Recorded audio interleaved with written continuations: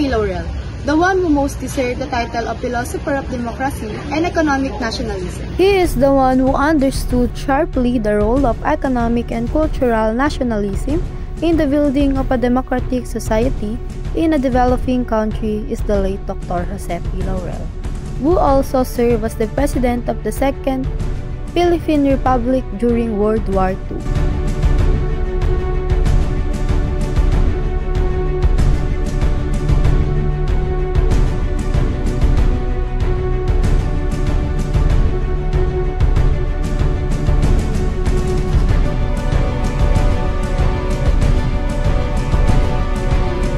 But who was Jose P. Laurel before he became the President of the Philippines? Let's get to know more about him. Laurel was born in the town of Tanauan, Batangas on March 9, 1891, with his parents, Sotero Laurel Sr. and Jacoba Garcia. However, Laurel had a tough childhood life. Year 1902 was when he lost his father at the age of 11 and led him to work at a young age.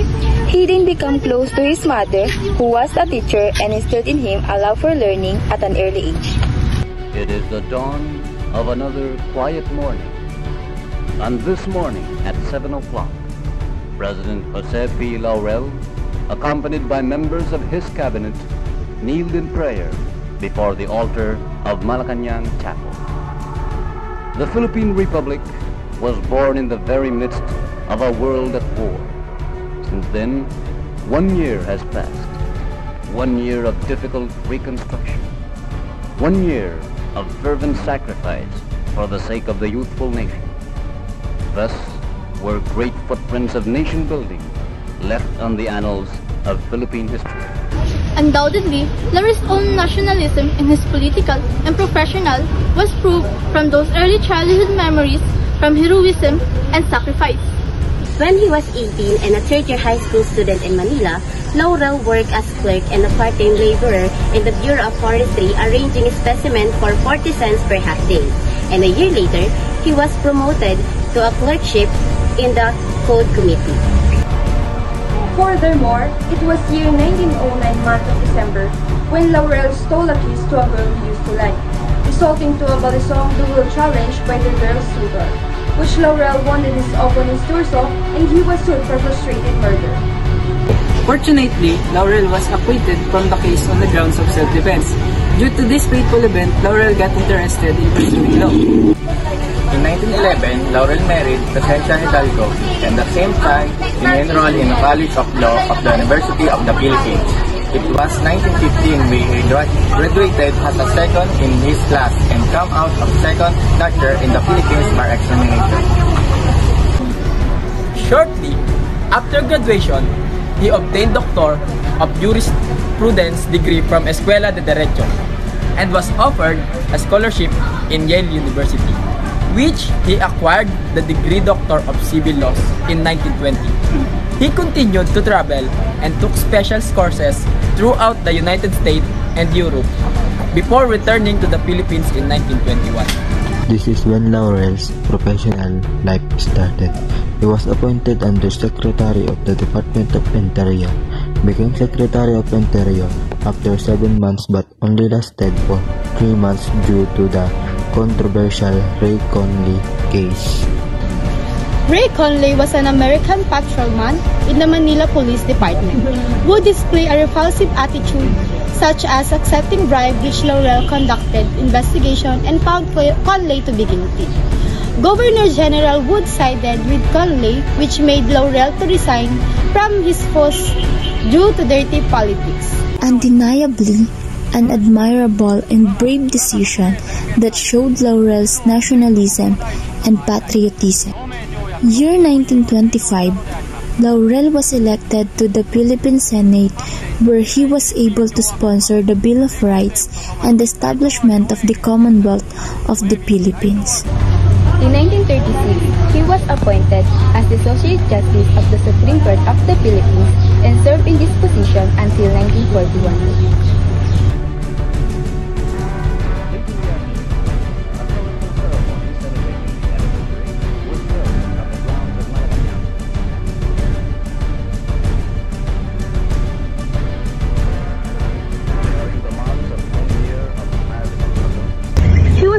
elected as the President of the Second Philippine Republic, when he implemented policies aimed at improving the lives of Filipinos, such as land reform, establishment of cooperatives, improving social service, including healthcare and education, initiated the establishment of the University of the Philippines College of Medicine in Manila.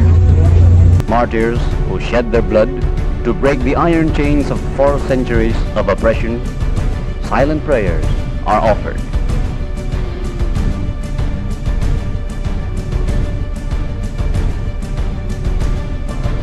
After that, President Laurel then expressed the firm and unswerving policy of his administration. Ika-14 ng Oktubre, taong 1943.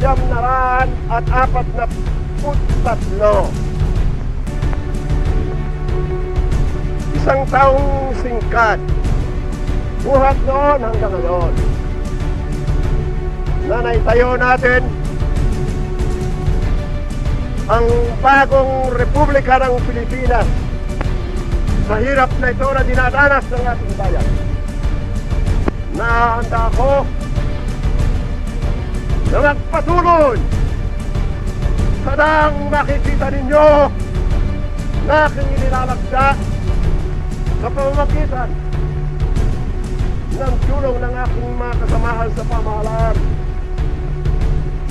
upang maging wagas, maging dalisay sa gitna ng isang digmaan ngayon dinadaos sa isang sinuko, sa gitna ng kagutuman, sa gitna ng kamatayan, sapagkat ang kamatayan may matamis katulad ng tinuro ng ating mga bayani kung iya'y magbubunga ng isang pag-asa at ng isang natahikay pinagpakamatayan.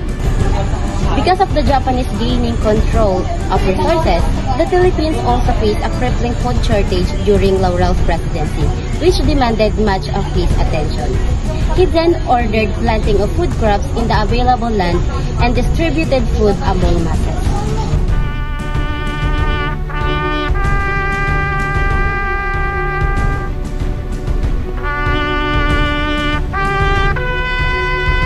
The year of our Lord, 1944, the first year of the Republic, 10 o'clock in the morning, September 23rd. On this day, in this moment, the Filipino people resolutely rise to the occasion. On this historic day, President Laurel makes the most solemn proclamation.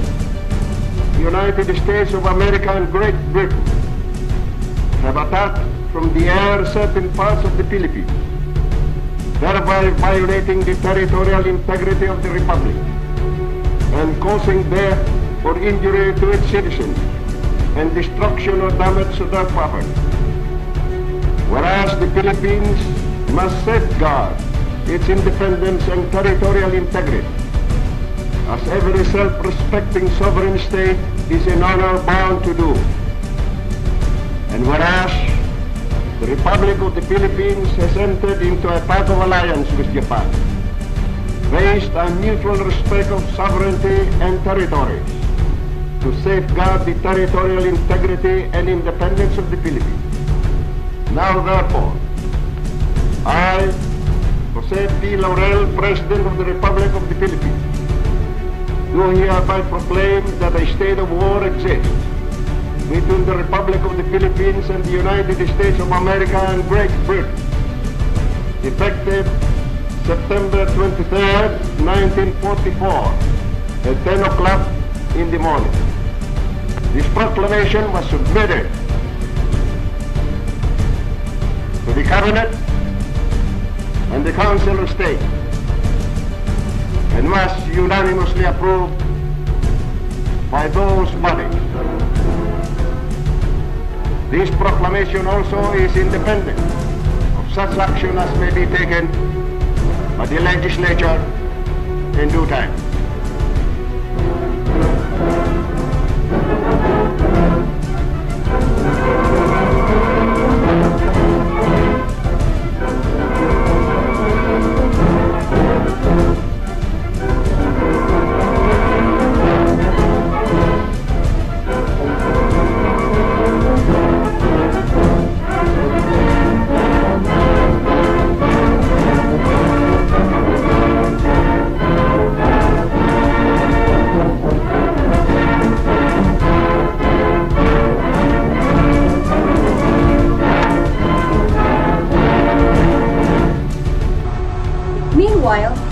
others view Laurel as collaborator, a puppet of a Japanese regime who compromised its principles for personal gain. But the truth was, he was driven by a desire to protect the interests of the Filipino people under the harsh condition of the Japanese occupation. Fortunately, Laurel was acquitted from the case on the grounds of self-defense. Due to this fateful event, Laurel got interested in pursuing law.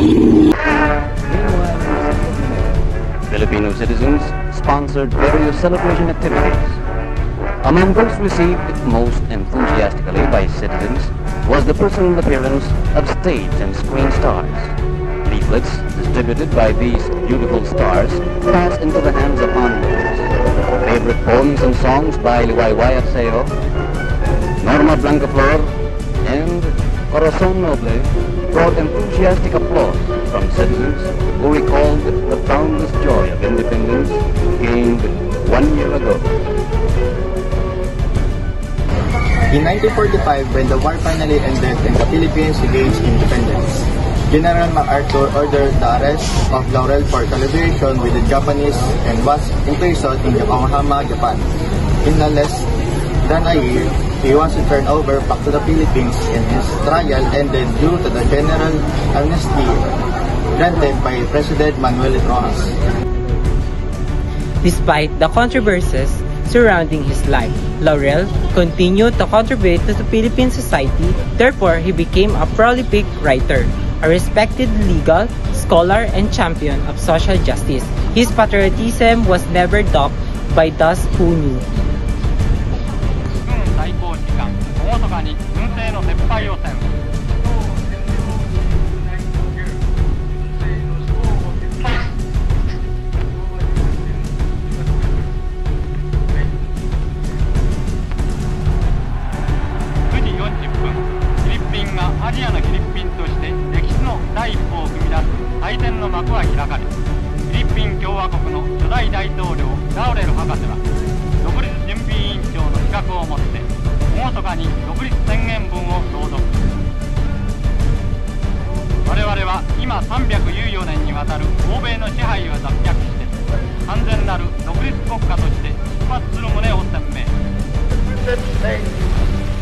And that for the defense of their territorial integrity and the preservation of their independent existence, they pledged their fortune, their lives, and their sacred honor.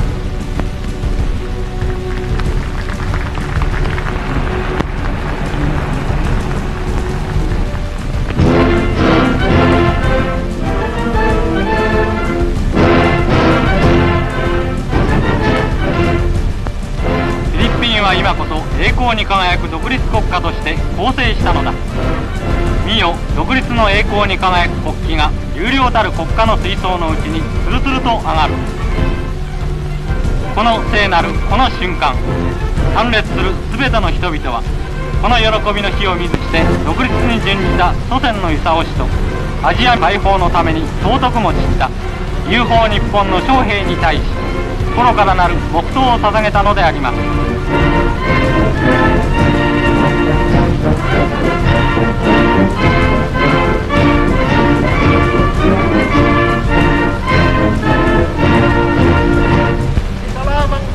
ラウレル博士は自然たる口調を持って大統領就任の挨拶を述べ、大東亜の一環としてアジアに目覚めた新しきフィリピンの進むべき方向を明らかにした後、国民の決起を促しました。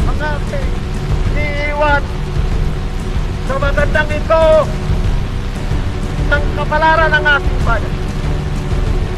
Kung ano man ang inyong nasa sa kaisipan, kung ano man ang inyong nasa sa loob, igalang-larang ninyo at mahalin ang bandilang ngayon. Inaas ni General Aguinaldo.